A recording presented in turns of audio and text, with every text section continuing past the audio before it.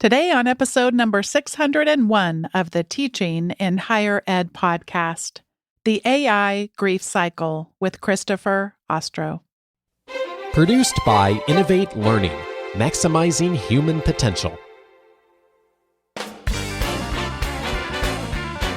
Welcome to this episode of Teaching in Higher Ed. I'm Bonnie Stahoviak, and this is the space where we explore the art and science of being more effective at facilitating learning. We also share ways to improve our productivity approaches so we can have more peace in our lives and be even more present for our students.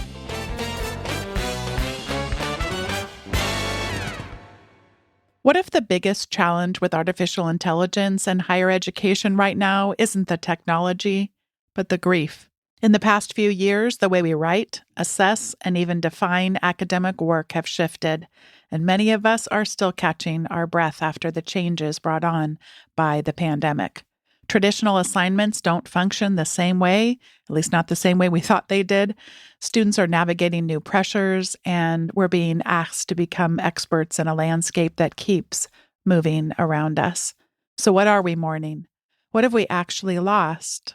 Today, I talk with Christopher Ostro from the University of Colorado about the AI grief cycle, how denial, anger, bargaining, depression, and acceptance are showing up in our teaching, in our policies, and even in our sense of identity. And we'll explore what it looks like to move through that grief together instead of staying stuck.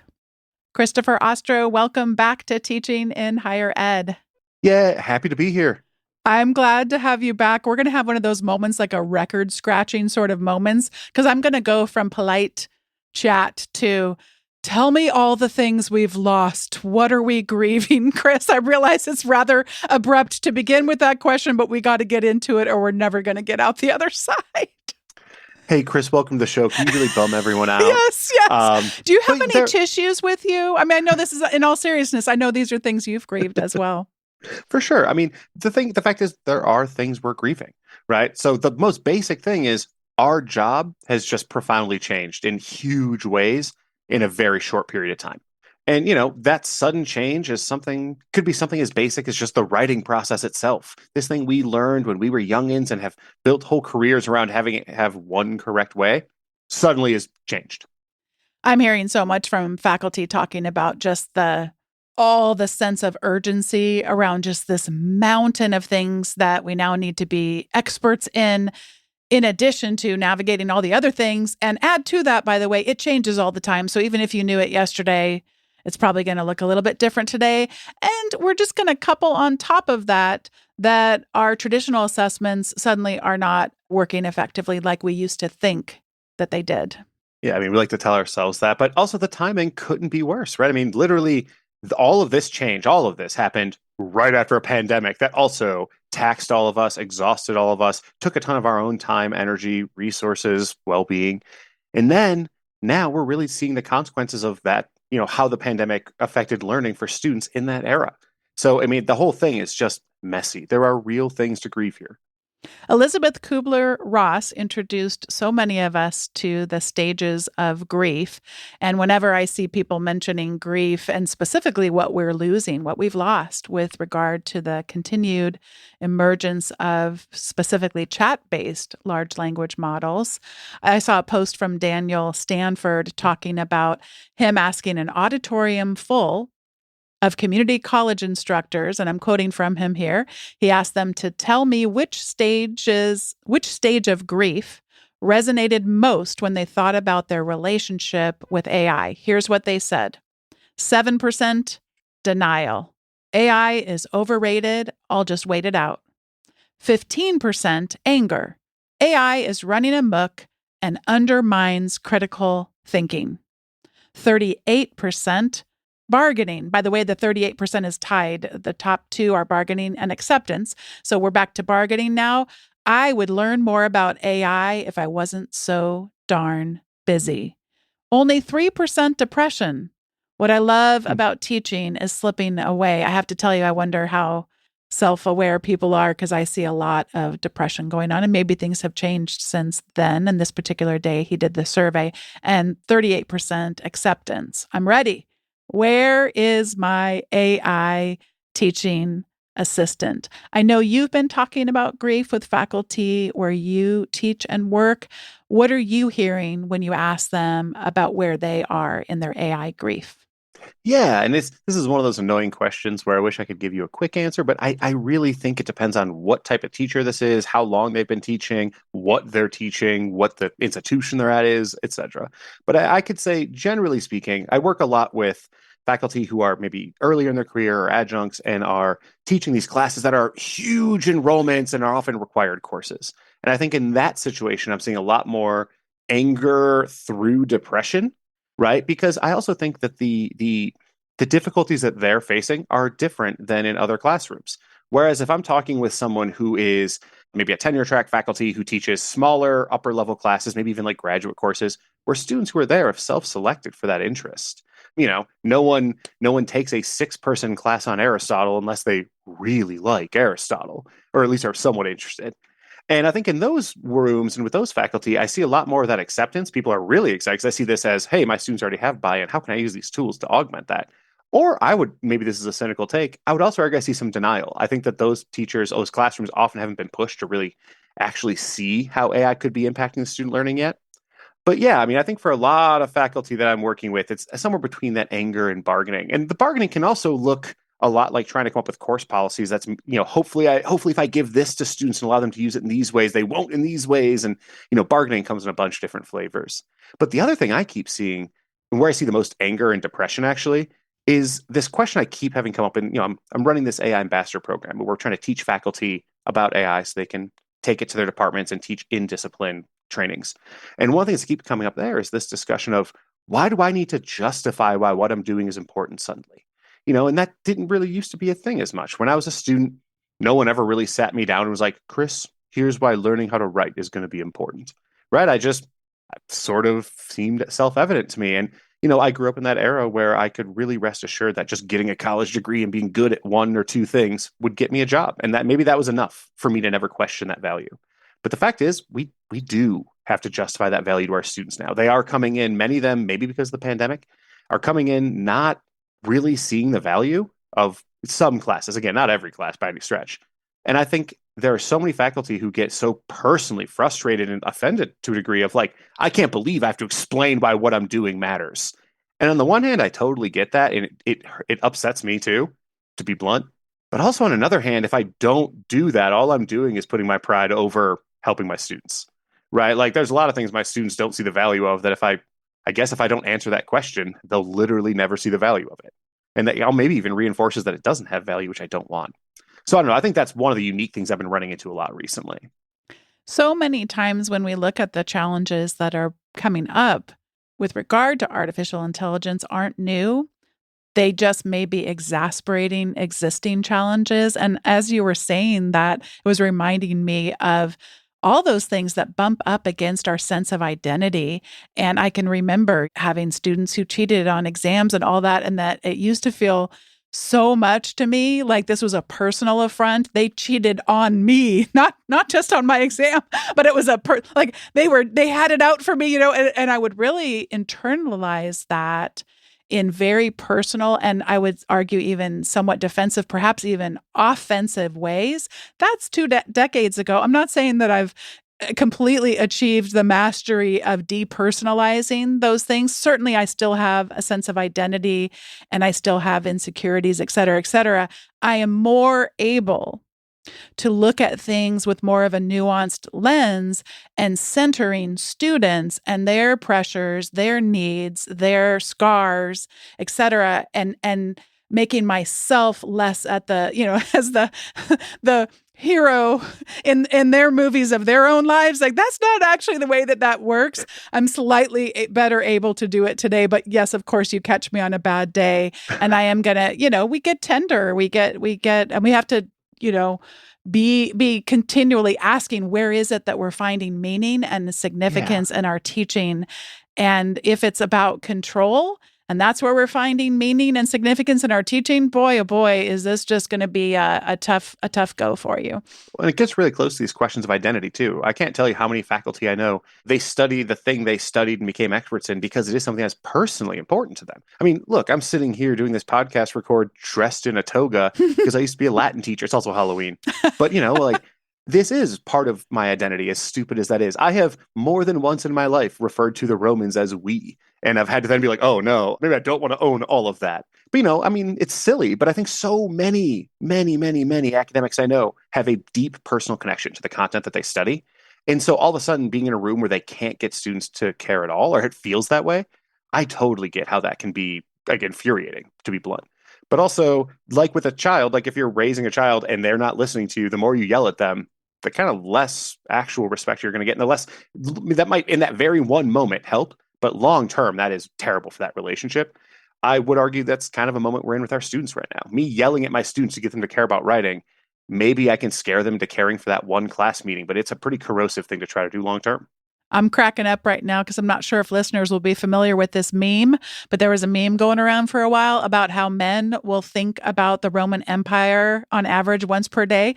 I cannot resist asking, Chris, is that true for you? You thinking about it once a day? It felt like they were lowballing it. That meme was a real joke in our house. I mean, it also feels unfair. I'm a former Latin teacher. I think about this all the time. I still teach a small cohort of homeschoolers Latin 3 days a week or something like that.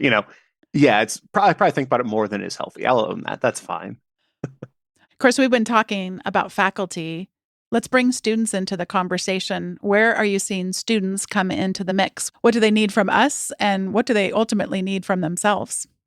Yeah, I mean, that's a great question. So at CU, and obviously every institution is different, like far be it for me to generalize all college students, but at least the students that I'm seeing at CU, a traditional 4-year big research state university, we actually just did a survey where we actually interviewed 10% of CU students. And kind of the findings in that survey were pretty clear. First of all, buy-in on AI is pretty high already. 80% of students are using AI at least weekly. When you're looking at daily, that's still somewhere around 2/3.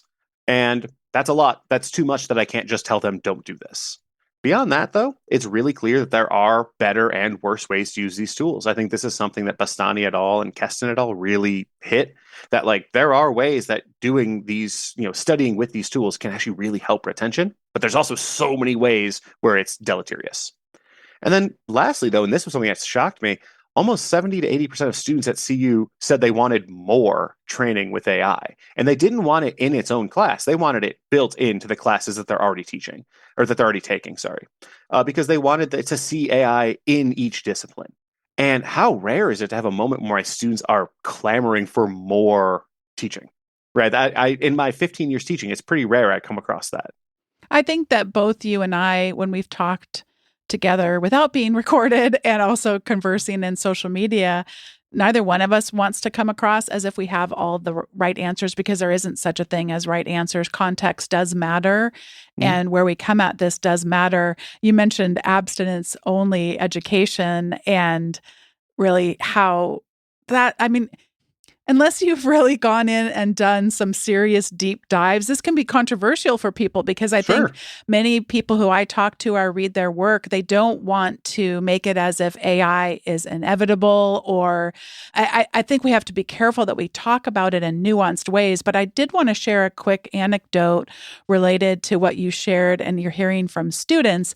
It really seems like they want to be doing this with us or without us. So if we're going to just say abstinence only, you can never use it, it is going to bring up some challenges. When we choose to come alongside and learn with them and explore with them, that certainly can be a really scary thing. So I just wanted to share that there's a writer who I've followed her work actually for decades now. Her name is Kristen Howerton. And I remember so specifically her talking about on social media that if she's ever in doubt whether she should let her children watch a movie or a television show, that for her, if she was kind of wasn't sure, is this really a good choice? She would err on the side of yes, but here was the deal the kids had to make with her. We're watching it together, and we're going to talk about it afterward. And that has really been something that I've found to be really helpful, as especially we've got a 11-year-old and a 13-year-old. And so especially for the 13-year-old, he'll still ask us, is it okay if I subscribe to this YouTube channel, or can I watch this or whatever? And there's sometimes where we'll end up watching now, because I've said yes, that we'll end up watching the same clips of some of the late night talk shows. And sometimes they'll say some things where I'm like, I don't know. And so I'll have that same deal. Well, a lot of times we might be waiting for his sister to get done with a rehearsal for the musical that she's in or whatever. So if we're watching that together in the car, waiting for her to come out from rehearsal, it's like, we're going to talk about those things. And they may not be topics that otherwise would have come up, but I found that to be helpful too with AI. I just personally would rather than say, it came up actually recently, because I don't even want to say which company it was, because I feel like as soon as I say it, Chris, then tomorrow they're going to change this. But one of the large ones just came out with where you can generate, and I'm not even going to say the word because I don't want it to show up in the transcripts, but let's just say you can make your own movies of people that maybe don't have all their clothing on, that kind of a thing. And that I'm not saying, by the way, we sit down with our students and make those sorts of videos together. But, that's an interesting lesson plan. Let's not go that direction. But I just think having the uncomfortable, having the open conversations together where we're asking more questions and not thinking we have all the answers, to me seems an uncomfortable route to go, but seems to be the way that I want to go with my own sense of identity of what feel like I'm supposed to do as a teacher. I want to be a curious learner as a teacher, and I want to spark curiosity and learning in other people. Well, and going to that, thinking back to the whole, we can watch this, but we have to watch it together. I think that's such a better approach than what my family did. So when I was a kid, my dad, his policy was he would pre-listen to any music I bought. I'd buy a CD and he'd listen to the whole thing. And then he would just tell me, like, you can listen to this, you can't listen to track 4. And that's it. That's the only guardrail I get. And, of course, I skipped track 4 the first few times, but inevitably, even by accident sometimes, it takes so much awareness to be doing homework and just be like, oh, wait, the 4th track's coming. I have to go skip that. It's, first of all, easy to accidentally break that guardrail, but also it doesn't help contextualize what was wrong with track 4. It just actually made it all the more mysterious and succulent. I don't know. But ultimately, I want my students, I have done all this work with AI and on AI over the past 2.5 years or so. Now I want my students to view me as a resource and someone that they can trust, not as we're not playing cops and robbers. It's not like they're going to tell me, well, I use ChatGPT, and then I'm handcuffs on them and pulling them in and giving them an F, right? I want them to know, like, look, come talk to me. We can talk about better or worse ways. I've been having tons of conversations with my students recently about safe use, especially in light of the OpenAI piece that came out earlier this week, where they discussed the frequency of suicidal ideation on the platform, right? I want my students to have real conversations about safety with these things with me, because if they don't, who else are they having these conversations with? Probably AI hype folks, right? Probably they're asking Grok, they're asking ChatGPT, like, what is safe use with you? No, I'd rather they have some well-intentioned, well-informed adults in their orbit who are actually trying to intervene and show them better and worse ways to do it. And I think that's the real problem with absence-only education with AI. I can tell my students over and over to not do a thing a certain way, but I have no actionable way to enforce that, right? Unless I'm peeping through their windows, watching them write a paper, which I should not be doing, which I also can't do. I can't actually have an impact there. We've now kind of talked through a lot of reasons why we might be grieving. By the way, the stages of grief, they're not linear, so we might be popping. You and I easily can have this bump up into our own sense of purpose and identity, and we can get hurt and angry on any day. Both you and I agree, though, we need to move. We need to go somewhere. We need to not just sit and do nothing. So give us some advice as we close out this part of the episode. Where should we go? Yeah, I mean, ultimately, one of the reasons I think about the grief process so much here is that it is a process. It is not ideally a new permanent state of being. If anyone listening to this is a faculty member right now who is just perpetually angry about this, I totally get that. But also, in a very real sense, that isn't great for you, and it's definitely not great for your students. And I encourage you to sort of start working through things, actually do some of that reflective writing. What am I grieving? What specific things make me upset? And maybe what are the ways I can start trying to work through some of this? Because I really do keep encountering faculty who've just been miserably unhappy for 2 years. And I get it. Like I have not been always happy either. There are lots of things I'm frustrated by, but at least I'm moving between those frustrations and trying to resolve them rather than just the dwelling. So I think that's just generally a big piece of advice.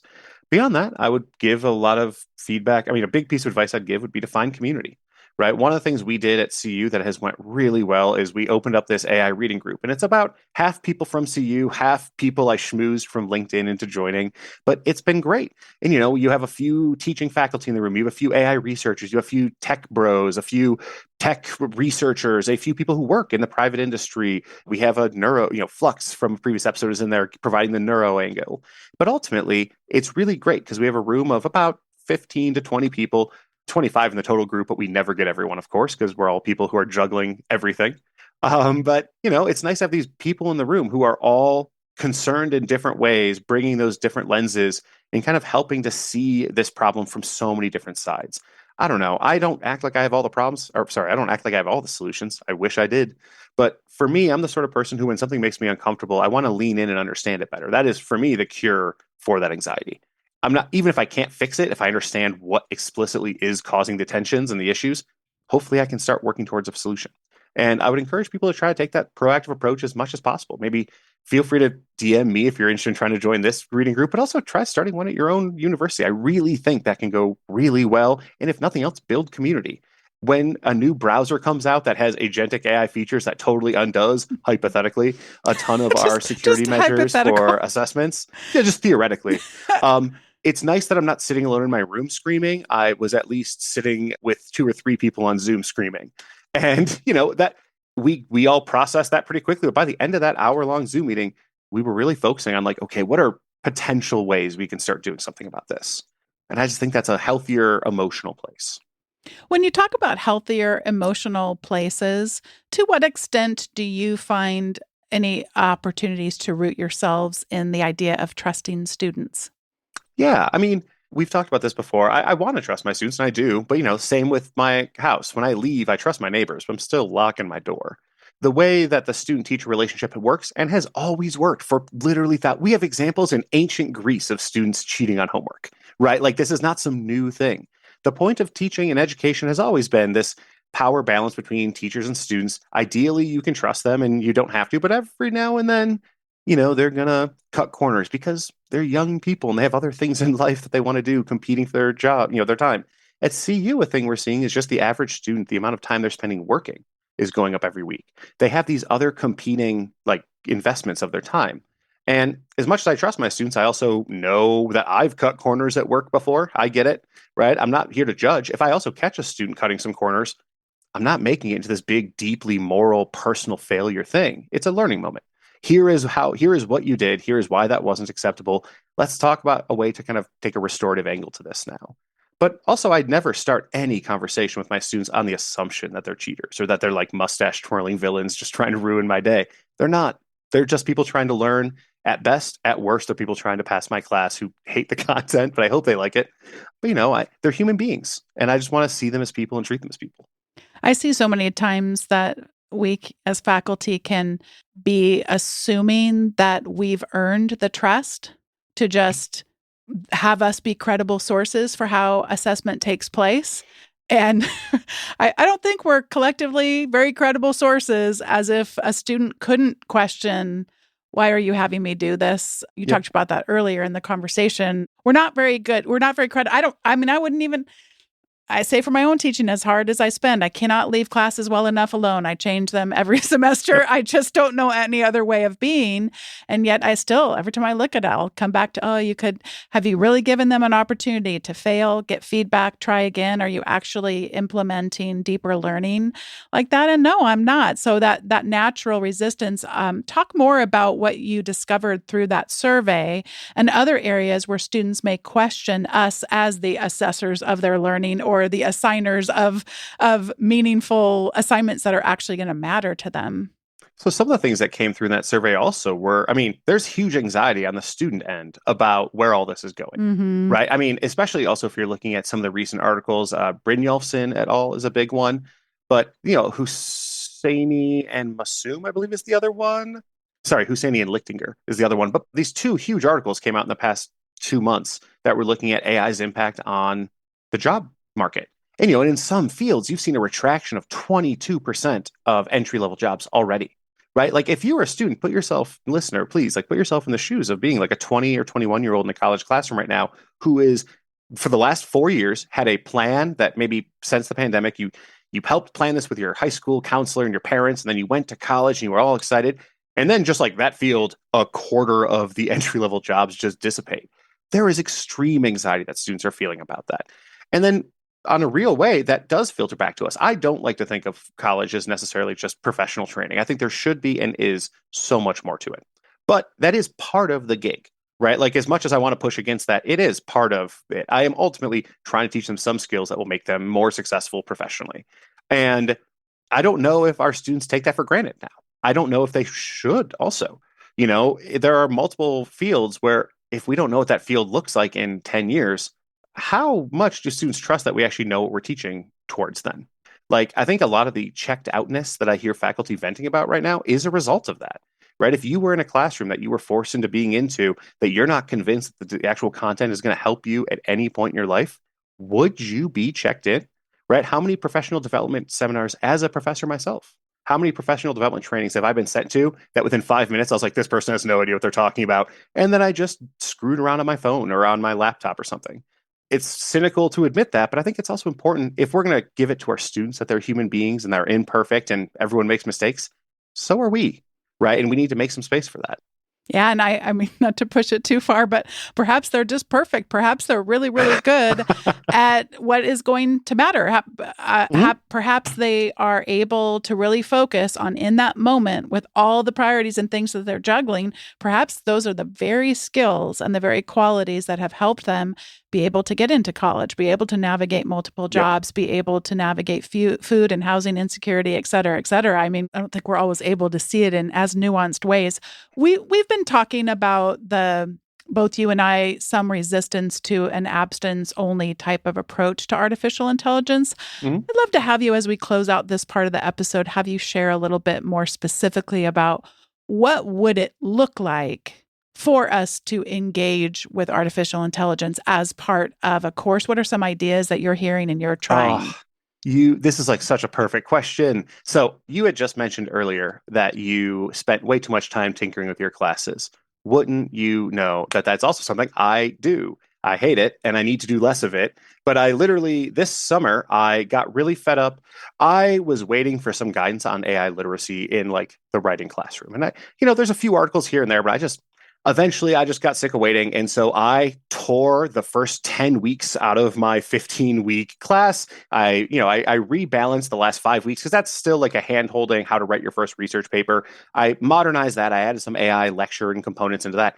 But I redid the entire first 10 weeks of that course full of AI literacy components, right? My students just got done doing a group project where they had to make advertisements, they finished a rhetoric unit and they had to make some small advertising storyboards, pitches. And one of them had to be entirely self-made, pen and paper, old school. Another one had to be entirely AI made where they were not allowed to edit the output. And the third one had to be a hybrid. And we had in-class time because I wanted to be able to go group to group and actually work with them on this. And it was funny because actually bringing AI into the classroom made them hate it. Like they were furious at how terrible and how hard it was to work with this tool. Because again, it's super easy to have it generate something and then you put some effort and some elbow grease in making it better. But when I tell them you cannot edit the output and part of the submission is you giving me the chat, so I will see if you've edited the output, they really had a hard time with that. And so suddenly our conversations pivoted. And instead of it being me playing cops and robbers with them, it was me helping them deal with their own frustration over AI and help them figure out paths of, okay, what is this good at? How could you have used this to maybe brainstorm? How could you have used this to help with some light editing? Versus what is the stuff your brain just does quicker, right? Hey, you already have this idea in mind. Sucks that you had to use AI for this, right? What if you had just written this by hand and then had AI help you polish it a little and then you went back and edited it more? Suddenly, my students and I were having these really collaborative, meaningful conversations about like metacognition and the way that they're thinking about their own thinking when they're using these tools. Things like that. And I've been trying to cut assignments like that in the entire semester. Basically, every other week, there's some small in-class activity where we're playing with AI together. And one of the ones I had them have it generate student experiences, write a one-page experience of a college student with all these variables. And I had the students fiddle with the variables. What if they changed the student's race, socioeconomic bracket, whatever? And very quickly, they started noticing troubling patterns there, right? Wouldn't you know it? Every time they said they were a student athlete, ChatGPT assumed they were darker skinned. Every time they said their hypothetical student was Hispanic, ChatGPT went really hard on how motivated by family they were. And this ended up being a real interesting discussion with my students about the limitations of these tools. And instead of it being like some out of touch teacher just telling them what not to do, I was leading them through the actual issues with this. And by the end of it, I had students stay after 20 minutes after class just so they could ask me more questions about their own AI use. One of the ones that made me laugh was, "Oh no, I've been using this for all of my cover letters. Are my cover letters racist?" And like, it's a silly question, but also the fact that I am now being consulted by them as someone they trust to guide them on this, I'm back to teaching. I'm back to actually being engaged with my students and helping, and that feels great. So more than anything, I will give you a link to put in the show notes. I still have that same folder I had last time where I've just been adding AI literacy assignments to it. Please, if any listeners want to go, feel free to just go grab and steal anything from there, use it as your own starting point. But I would really encourage you to actually start opening these conversations with your students because many of them are thirsty for guidance. And you have the opportunity here to actually, like, that door is open if you are interested and knowledgeable to actually have some influence. Most of the time these days, I'm teaching classes that are either asynchronous or hybrid, meaning they can choose an asynchronous route or they can choose to come online. And I am going with the Swiss cheese approach and trying to add in a layer that I can better check in with them. And so the class is called Personal Leadership and Productivity. So I just made up an assignment, Personal Leadership Learning Labs. And what that meant is they had to sign up to come with a small group of students. They could come on campus if they reside there or otherwise going to be there. They could come to our library and meet me there, or they could come on Zoom. But they did need to schedule a time and they did need to carve out. So it's taking asynchronous entirely. And yes, that I'm giving you tons of times to choose from, but you are going to need to meet me. And speaking of trusting students, I found it to be so helpful because some people would call this an oral exam. I tried to have it be as low pressure as it possibly could. I said, come with 2 or 3 things that you're doing from this class and experimenting with or struggling with in your life, putting into practice, and we're just going to have a conversation about it. And because I think the oral exams, you put that much pressure on students, you think, oh, I'm going to catch you cheating this way. I just don't know that that's really what I'm up for.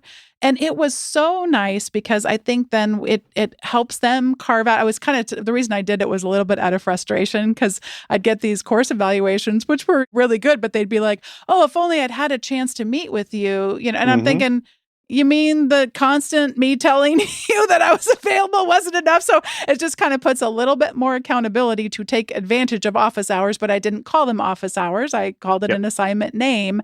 But it's been lovely. I will say one funny thing, though, is I had scheduled 3 of them in a 15-week class.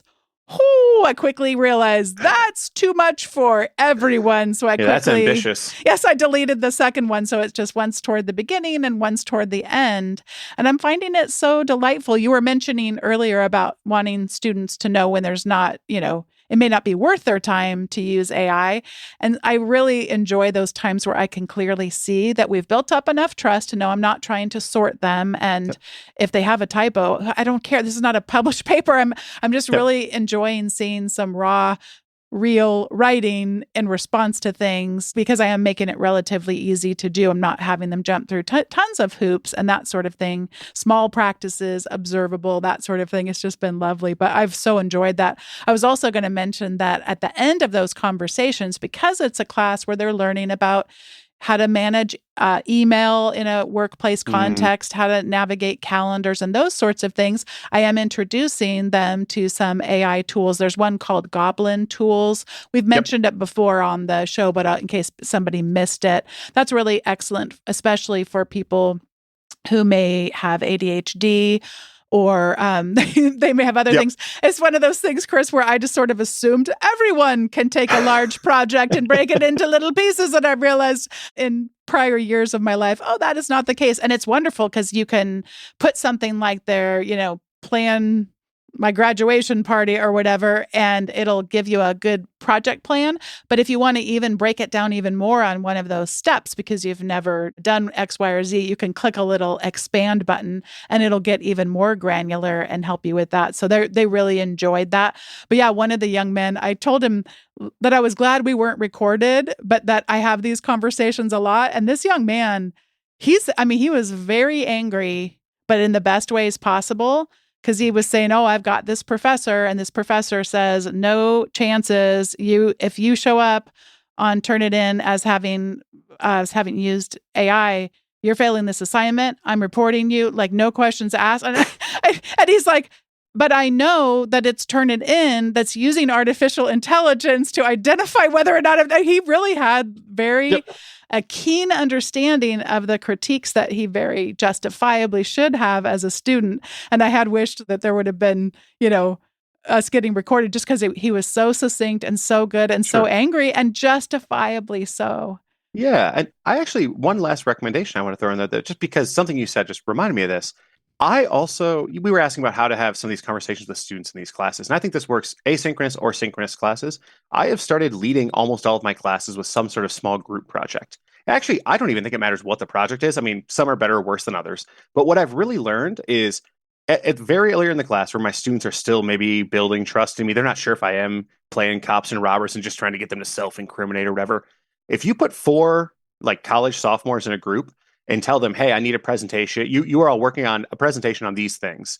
They, as a group, have to discuss and self-police AI use, right? Like the 4 of them will almost surely have different ideas of what they think is appropriate. And I have witnessed it in every class I've done this. One of the first things they do, inevitably on the first day, there's someone in their group who pulls up ChatGPT and starts asking like, okay, so what are some good ways to organize this? And immediately other people in the group are like, well, okay, I don't think there's anything wrong with using it for quick outlining, but where are we drawing the line, right? And all of a sudden, they are having these ethics conversations without me having to lecture, right? And it actually, oftentimes, they're having some pretty interesting, nuanced conversations that give me a launching off point for that next discussion anyway.